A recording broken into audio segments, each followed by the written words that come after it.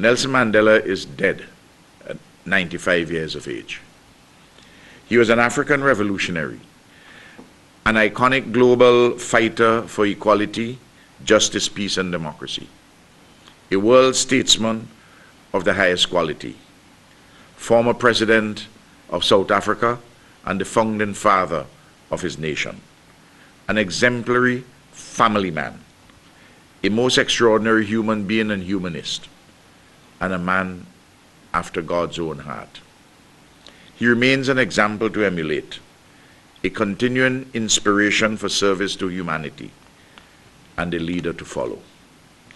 Affectionately known in South Africa and globally by his clan name, Madiba, Mandela demonstrated over his long life his unwavering commitment to uplifting human values, an absence of bitterness and hatred, even towards those who unjustly imprisoned him for 27 years, an enduring devotion to humanity's better side and to the bountiful possibilities of the human spirit.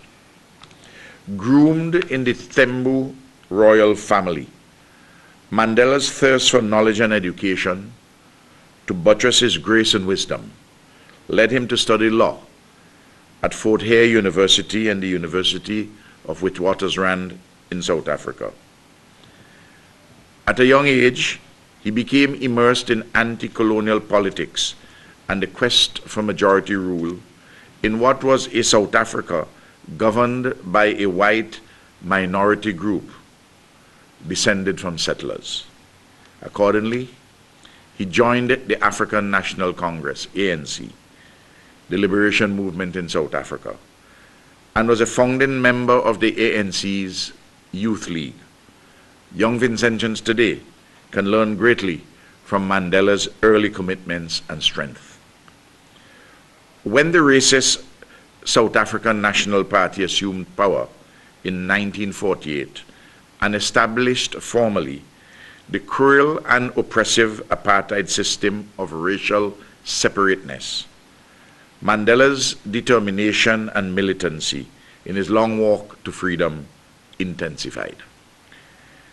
The brutality and unjust nature of apartheid led Mandela to link his people's strategic quest for freedom not only to peaceful political activities, but also to the necessity of armed struggle. Thus, he co-founded the military wing of the African National Congress, and he built a solidarity political alliance and supportive network with the South African Communist Party.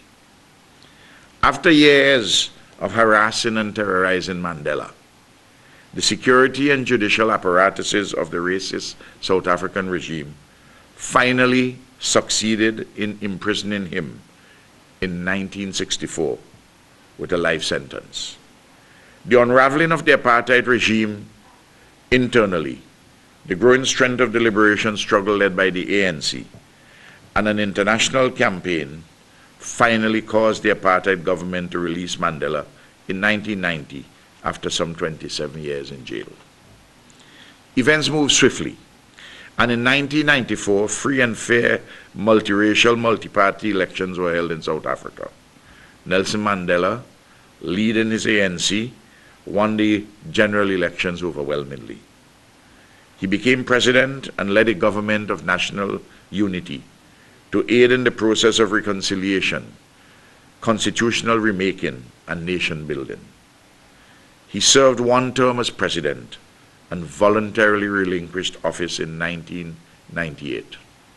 He was succeeded by his much younger deputy, Thabo Mbeki, who was in turn succeeded by Jacob Zuma, both of the ANC.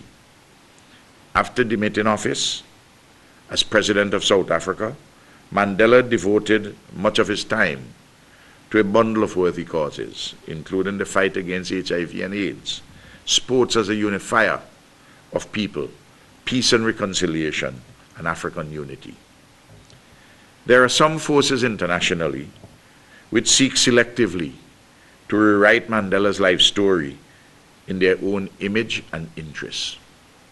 Those, for example, who labeled Mandela and the ANC as terrorists during the epic years of the anti-apartheid struggle, now want to make it appear that it was the goodly work of a few former apartheid apostles who experienced a Damascus conversion, and the constructive engagement of the governments of the USA and some European countries were principally responsible for apartheid's demise. Such persons attempt to write out of the real story the outstanding solidarity contributions of the liberation struggle and for the ANC, from ordinary people through all walks of life, for example, internationally, the Soviet Union, Gaddafi's Libya, and the defeat of the racist South African army in the epic battle at Cuitacona Valley at the hands of the Cuban fighters, the Angolans, and ANC patriots. These very selective historians downplay the militancy of the revolutionaries in South Africa, including those in joint endeavors of the ANC and the South African Communist Party. We must be aware of these revisionists, self-serving history tellers, particularly in sections of the established Western media. Many of my generation were particularly moved by Mandela's fortitude and high principle to offer support for majority rule in South Africa and for his release from jail. We formed African liberation committees and participated accordingly in political activities with these objectives in mind. At Mandela's death, we naturally remember the contributions of all these persons.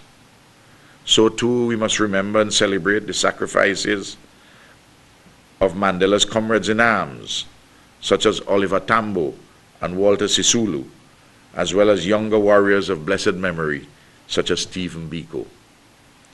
We are fortunate to have lived during the lifetime of a colossus, Nelson Mandela, our extraordinary Madiba. Mandela's global stature was reflected in part by the esteemed accolades he received worldwide, among them being the Nobel Peace Prize, the Soviet Order of Lenin, the US Presidential Medal of Freedom, and the Bharat Ratna. On behalf of the government and people of St. Vincent and the Grenadines, I express profound condolences to the government and people of South Africa, to Madiba's widow, Gracia Machel, to his former wife, Winnie, to his children, grandchildren, and great-grandchildren, and to his entire family and close friends. At this moment of profound sadness, we are at one with the world in celebrating Madiba's extraordinary life. The entire world, including his former foes, rightly claim him as their own. May Madiba's soul rest in peace, and may light perpetual shine upon him. The flag of St. Vincent and the Grenadines is to be flown at half-mast on the day of Madiba's funeral. Thank you.